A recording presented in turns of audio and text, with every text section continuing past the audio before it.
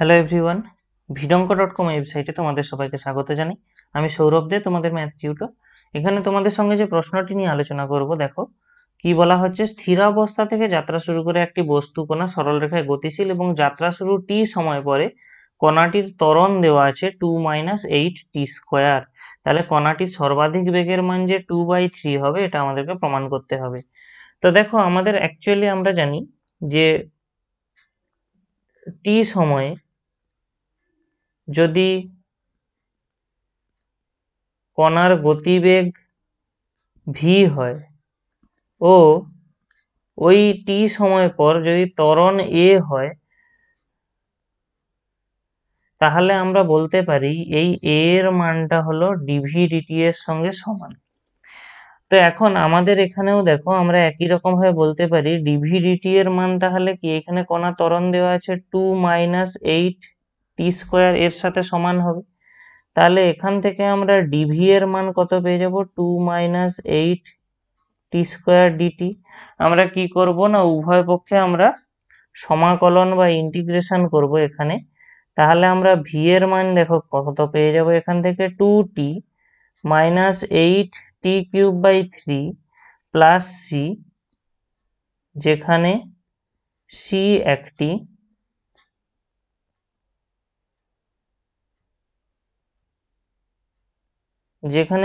একটি সমাকলন ধ্রুবক।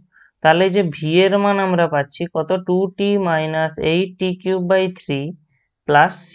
ঠিক আছে, এবারে আমাদের শুরুতে দেখো একটা কথা লেখা আছে যে স্থিরাবস্থা থেকে যাত্রা শুরু করেছে বস্তুটি স্থিরাবস্থা থেকে যাত্রা শুরু করেছে। এর কথাটার মানে কি না, যখন টাইম 0 তখন বস্তুটি স্থির ছিল।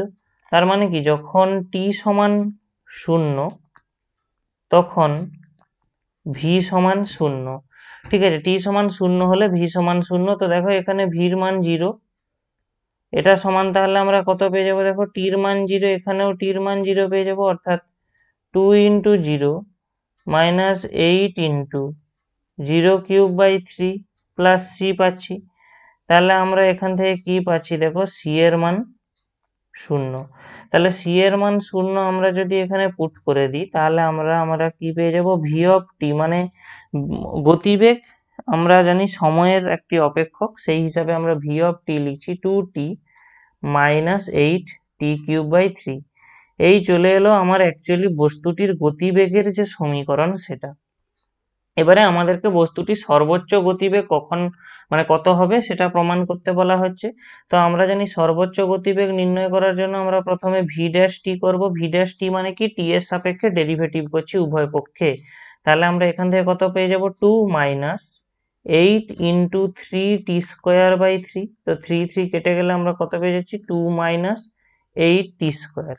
আর v'(t) যদি নির্ণয় করি, মানে কি t এর সাপেক্ষে v এর দুবার ডেরিভেটিভ, তাহলে আমরা কত পেয়ে যাব, দেখো তার মানে কি এই অংশটা t এর সাপেক্ষে ডেরিভেটিভ হবে।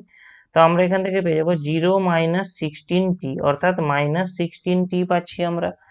তো এবারে একটা জিনিস লক্ষ্য করো, আমরা জানি সর্বোচ্চ বা সর্বনিম্ন গতিবেগের জন্য সবসময় v'(t) এর মান 0 হবে। তাহলে v'(t) 0 করলে আমরা কত পেয়ে যাব, 2-8t² এর মান 0, অর্থাৎ 8t² এর মান 2। তাহলে এখান থেকে আমরা পাচ্ছি t² এর মান 1/4, এবং সেটা আমাদের দিচ্ছে t এর মান হাফ। অ্যাকচুয়ালি t এর মান হওয়া উচিত ছিল +-হাফ, কিন্তু আমরা জানি সময় কখনো ঋণাত্মক হবে না, সেই কারণে t এর মান আমরা হাফ পাচ্ছি। এবারে একটা জিনিস, t এর মান হাফ আমরা পাচ্ছি। এবারে আমরা কি নির্ণয় করব না, v'(t) যখন t এর মান হাফ। তাহলে যখন t এর মান হাফ, v'(t) এর মান কত আসবে আমাদের এখানে, -16 × হাফ। তাহলে এটা কাটাকাটি হয়ে যাবে এখানে, অর্থাৎ আমরা এখানে কত পেয়ে যাব, -8। তাহলে আর এটা কি শূন্যের থেকে ছোট, তার মানে আমরা t = হাফ বিন্দুতে v এর সর্বোচ্চ মান পাবো, এটা প্রমাণিত হয়ে যাচ্ছে। তো আমাদের v যেটা দেওয়া ছিল, আমরা যেটা v(t) যেটা নির্ণয় করেছিলাম, সেটা কত দেওয়া ছিল আমাদের, 2t-8t³/3। তাহলে আমরা অতএব, আর v এর সর্বোচ্চ মান আমরা দেখলাম কখন, যখন t = হাফ হবে। তাহলে আমরা সেটাই নির্ণয় করি, vt ম্যাক্স মানে এটা সর্বোচ্চ মান। তাহলে জাস্ট টির জায়গায় আমরা হাফ পুট করে দিচ্ছি। তাহলে এখানে আমরা পাবো 8 × 1/2 কিউব, তাহলে এখান থেকে আসবে 1 মাইনাস 8 ইন্টু 1/8/3, এটা কাটাকাটি হয়ে গেলে 1, অর্থাৎ 1 মাইনাস 1/3, আর এটা সমান কত আসবে 2/3। আর আমাদের এটাই প্রমাণ করতে দেওয়া ছিল, দেখো যে সর্বোচ্চ গতিবেগ হবে 2/3, প্রমাণিত হলো এটা। vidonco.com ওয়েবসাইটে ম্যাথটি দেখার জন্য তোমাদেরকে অসংখ্য ধন্যবাদ জানাই। এরকমই নানা প্রশ্ন ও তাদের সমাধানের জন্য তোমরা আমাদের ওয়েবসাইটটি ভিজিট করো।